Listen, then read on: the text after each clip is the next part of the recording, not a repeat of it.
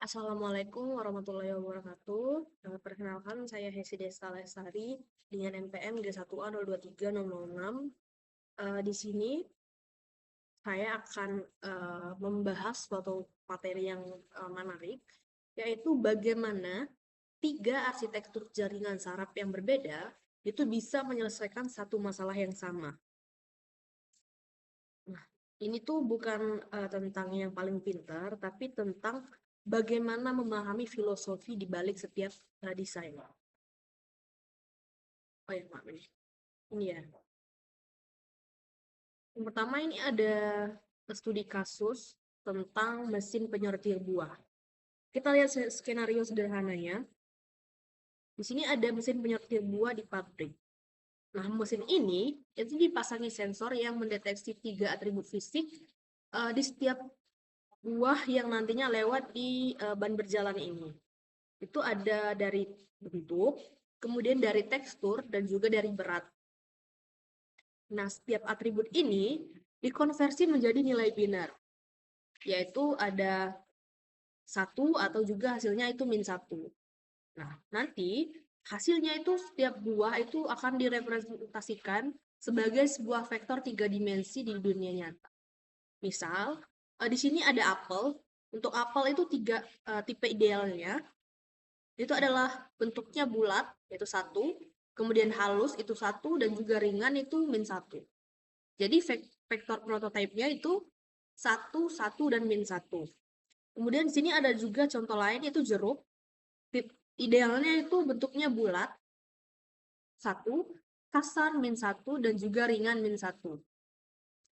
Dan untuk vektornya itu satu, min satu, dan satu. Kita juga bisa memperhatikan ini bahwa satu-satunya perbedaan absolut antara keduanya itu ada di tekstur atau di elemen kedua. Nah, jadi mesin ini tuh pada umumnya harus membedakan dua titik dalam ruang tiga dimensi. Kemudian ada di ruang masalah peta koordinat sensor. Ini kalau kita visualisasikan, kedua buah itu berdiri sebagai dua titik di ruang koordinat tiga dimensi. Misalnya ada apel, itu di posisi 1, 1 dan min 1. Kemudian jeruk itu ada di 1, min 1, dan 1. Nah, tugas jaringan saraf secara konsep itu sederhana, tapi menentang juga secara teknis. Nah, kita bisa tentukan wilayah mana yang milik apel dan juga yang mana yang milik jeruk. Dan kemudian ketika buah baru yang masuk, bahkan misalnya ada yang cacat, itu tentukan buah yang cacat itu masuk ke wilayah yang mana.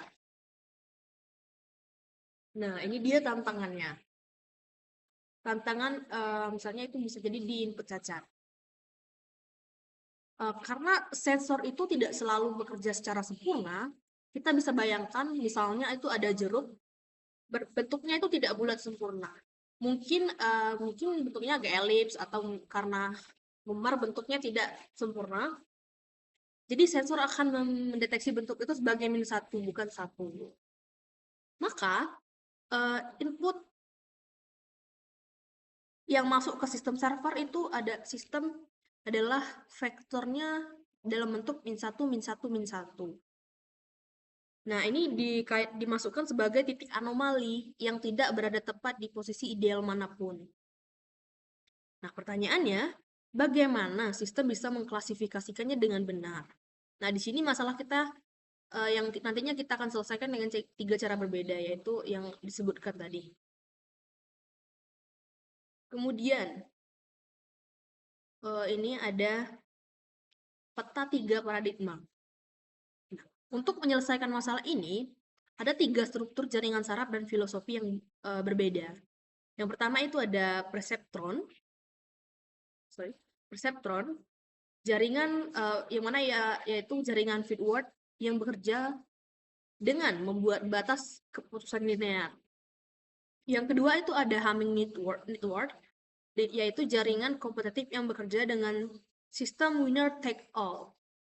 Nah, kemudian yang ketiga itu adalah Hopfield network, jaringan recurrent yang bekerja sebagai memori asosiatif. Nah, tiga jaringan ini yang nantinya akan menyelesaikan masalah yang sama namun dengan filosofi matematika yang berbeda.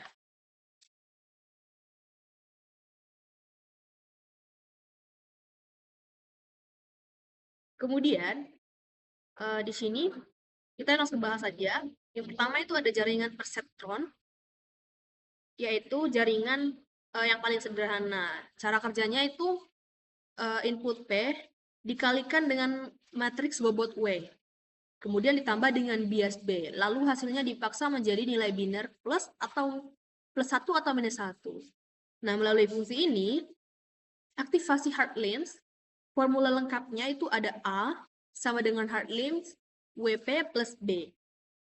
Nah, yang penting untuk dipahami di sini, semua ini itu terjadi dalam satu kali komputasi. Jadi tidak ada iterasi atau tidak ada putar balik. Nah, artinya data masuk, keputusan keluar. Nah, ini adalah arsitektur yang cepat dan juga efisien. Kemudian ini ada juga slide intuisi perseptron atau membelah ruang. Nah, karena secara geometris, perseptron itu bekerja dengan cara yang elegan. Jadi, ia membelah ruang 3 dimensi menjadi 2 wilayah menggunakan bidang datar. Nah, dengan matriks ini, dengan matriks W, sama dengan 0, 1, 0. Dengan bias B sama dengan 0. Dengan bias B sama dengan 0. Nah, perseptron ini hanya bisa melihat komponen tekstur dari input. Bidang pemisahnya itu ada di P2, yaitu P2 sama dengan 0, karena persis di tengah sumbu tekstur. Nah, semua yang ada di atas bidang ini, apel. Semua yang ada di bawah, itu dikategorikan sebagai jeruk. Nah, input cacat dengan vektor min 1, min 1, min 1, min 1, jatuh di bidang bawah, di sisi bawah bidang. Sehingga dengan cepat diklasifikasikan sebagai jeruk. Kemudian ada jaringan kedua, yaitu Hamming Network. Hamming Network ini bekerja dengan pendekatan yang berbeda. Jadi, ia terdiri dari 2 fase terpisah. Fase pertama yaitu kalkulator jarak, karena yaitu jaringan menghitung skor kemiripan antara input dan semua prototipe secara paralel menggunakan operasi perkalian titik diturunkan dari jarak Hamming. Yang kedua, itu adalah arena kompetisi. Neuron-neuron ini nantinya akan saling bertarung. Nah, yang skornya lebih tinggi menekan yang lebih rendah hingga tersisa satu pemenang mutlak. Beda dengan perseptron yang memotong ruang, Hamming ini dirancang untuk membandingkan kecocokan pola biner. Kemudian di sini kita bisa lihat Hamming layer 1, yaitu papan skor. Kita lihat bisa di sini perhitungannya. Input cacat kita tadi adalah min 1, dan min 1. Dibandingkan dengan prototipe apel, yaitu 1, 1, min 1, ada 2 elemen yang berbeda. Elemen pertama dan kedua, ya. Jarak Hamming 2, skor awalnya 2. Kita bandingkan lagi dengan prototipe jeruk. Min 1, min 1, dan min 1. Dan di sini hanya ada satu elemen berbeda, yaitu elemen pertama saja. Jadi jarak Hammingnya itu 1 dengan skor awal 4. Nah, formula konversinya 2R dikurang 2 dikali jarak Hamming, di mana R ini sama dengan 3, yaitu jumlah dimensi yang ada. Jadi di sini dari hasilnya, jeruk menang di ronde pertama dengan skor yang lebih tinggi.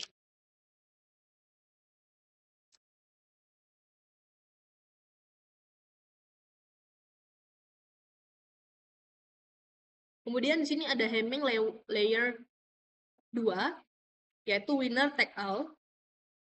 Dari kondisi awal tadi, kita bisa tahu jeruk itu punya skor 4, apel skornya 2. Lapisan keduanya mulai bekerja secara iteratif. Nah, melalui mekanisme inhibisi lateral, neuron yang lebih kuat secara perlahan itu akan menekan neuron yang lebih lemah. Nah, di setiap iterasi, apel itu terus melemah hingga akhirnya mencapai nol mutlak. Sementara jeruk perlahan naik hingga stabil di nilai tertinggi. Dan satu pemenang tunggal yang menentukan identitas klasifikasi. Prosesnya ini bukan sekedar memilih nilai tertinggi secara statis, karena ini adalah dinamika kompetisi yang akan terus berulang hingga konvergen. Kemudian ini ada jaringan ketiga, yaitu Hopfield Network. Hopfield Network ini punya filosofi yang paling berbeda dari keduanya, karena ia tidak sekedar berkata ini apel atau ini jeruk. Jadi ia bertindak sebagai memori rekonstruktor yang menyembuhkan data yang rusak. Nah, dengan cara kerjanya itu input yang cacat itu diumpankan sebagai kondisi awal. Kemudian jaringan ini melakukan kalkulasi berulang melalui formula A T plus 1 sama dengan subline WA T plus B. Nah, proses ini akan terus berputar atau bisa disebut juga iterasi demi iterasi hingga outputnya itu nanti menstabilkan dirinya sendiri. Dan kalau sudah stabil, outputnya nanti bukan sekedar label klasifikasi, melainkan rekonstruksi. Rekonstruksi penuh dari prototipe aslinya. Kemudian di sini kita bisa lihat intuisi Hopfield-nya, lanskap energi. Cara terbaik untuk memahami Hopfield itu adalah melalui metafora bola di lanskap energi. Kita bisa bayangkan sebuah permukaan bergelombang di setiap lembah paling dalam. Ada satu prototipe ideal yang bertindak sebagai titik stabil yang meminimum energi. Prototipe jeruk ada di lembahnya, prototipe apel ada di lembahnya. Kita bisa lihat, ketika kita memberikan input cacat itu seperti meletakkan bola di lereng curam. Seiring iterasi berjalan, bola akan melinding turun mencari titik stabil terdekat. Nah, saat bola itu berhenti, pola lengkap itu berarti telah direstorasi. Kemudian ada batasan Hopfield. Nah, Hopfield ini bukan tanpa kelemahan. Nah, jadi ada dua batasan penting yang perlu kita pahami. Yang pertama itu syarat ortogonalitas atau kapasitas Hopfield itu sangat terbatas. Jaringannya itu bekerja optimal hanya jika prototipe itu disimpan saling tegak lurus. Kolerasinya 0, satu sama lain. Jika pola-polanya itu terlalu mirip, lembah energi mereka akan bertabrakan dan saling mengganggu. Kemudian yang kedua, spurious state atau memori palsu. Jadi secara matematis, jaringannya itu secara otomatis menciptakan bayangan cermin dari setiap ingatan yang disimpan. Nah, jika jeruk P1 disimpan, kebalikannya min P1 juga otomatis jadi lembah energi. Ini bisa menjebak data yang sangat bising ke dalam identitas yang salah. Kemudian di sini ada matriks perbandingan. Sekarang kita bisa membandingkan ketiga arsitektur ini secara menyeluruh. Dari arsitektur perseptron